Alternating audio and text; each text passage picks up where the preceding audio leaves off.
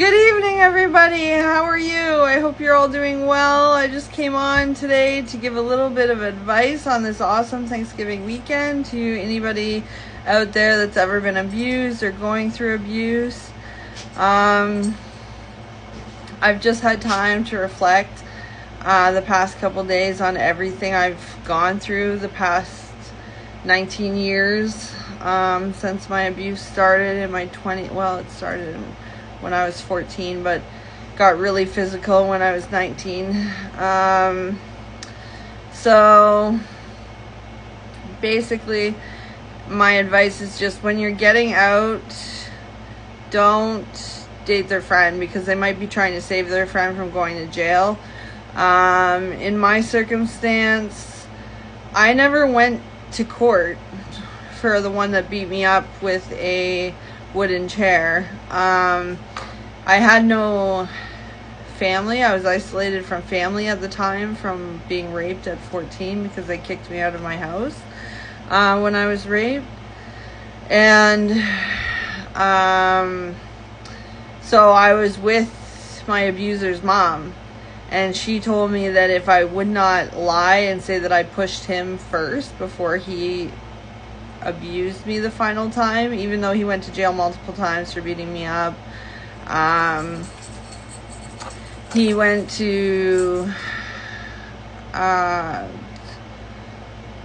he's thrown me into tile walls, strangled me, everything.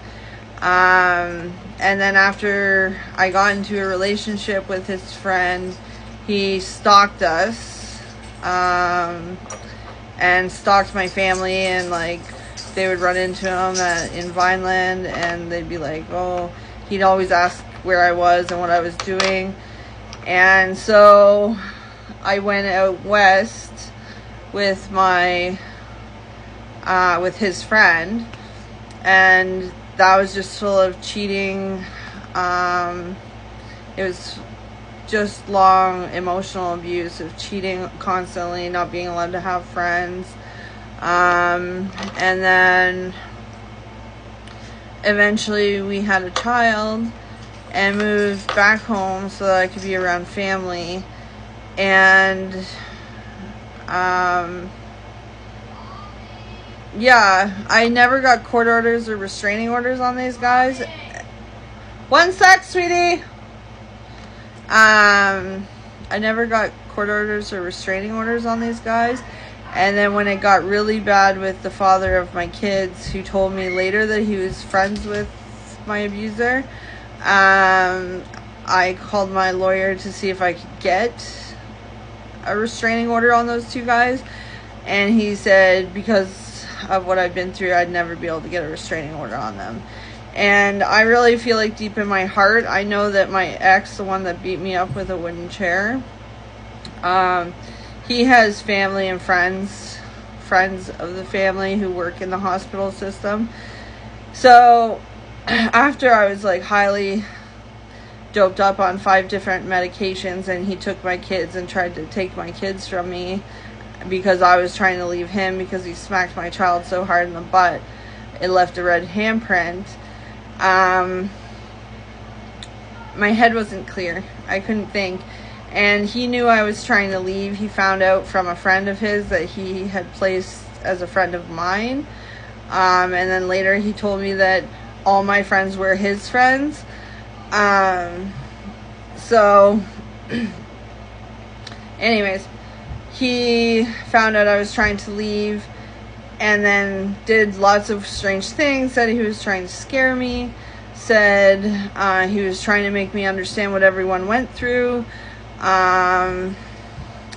basically was trying to put me in his shoes of him being the one sending pictures and doing all these things. Now, through all my abuse, I went through 5 years of abuse with my ex before I finally got into housing.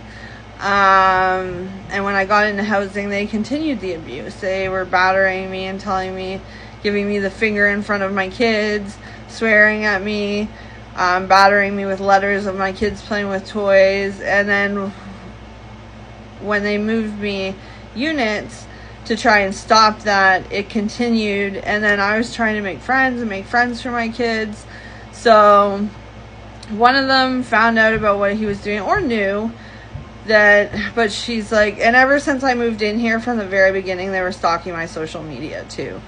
But they found out what I was into when my head was clouded, and they were telling me to continue doing it, to keep doing what I was doing. So make sure you isolate after abuse and surround yourself with positive people.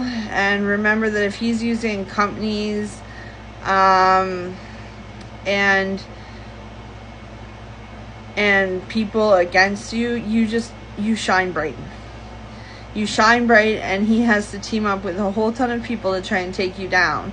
And that's not right. So be careful when you get into housing. Not everyone is always there to be your friend. And one of them, even, I heard her say that to another neighbor. We're not all here to be friends with her. And that lady is also the one that dumped beer on my boys. And she also told me she was trying to teach me to never date again. And just not a nice person. So just to abuse your neighbor more and tell them to keep doing something that is not really a positive habit is abuse in itself. So to all my survivors, warriors out there that are going through abuse or have survived, well, I thought I survived it. Then I realized I'm still going through it. And so I am labeling October 13th, Thanksgiving, as my survival date. And I just want to put out there that I thank all my TikTok friends, all my Facebook friends, and my Instagram friends, because you are an important part of my healing, in helping me to reflect, in helping me to rewire my brain from the abuse, and in helping me to see that I needed to change my ways from what he had turned me into, and help me have time to reflect with all the things that were going on in my life. Because with all the things going on that they were throwing at me, I couldn't think, I couldn't reflect. So stay strong. You've got this. Make sure you make space for you to be able to reflect on what's going on in your life, so that you can see the red flags and stuff. And you never see the red flags till you're out. So there's been a lot of red flags in my community too, with that I've been reflecting on, that I should have seen and I didn't. So remember that your neighbor's not always your friend. Sometimes they're out to get you. I gotta go. So peace, love, and happiness. Happy Thanksgiving. But hopefully my advice is someone that's freshly out. And survival date, October 13th, 2025. I'm not putting up with any more abuse, whether it's from a neighbor, a boyfriend, friend, anyone. So peace, love, and happiness. And you should do the same.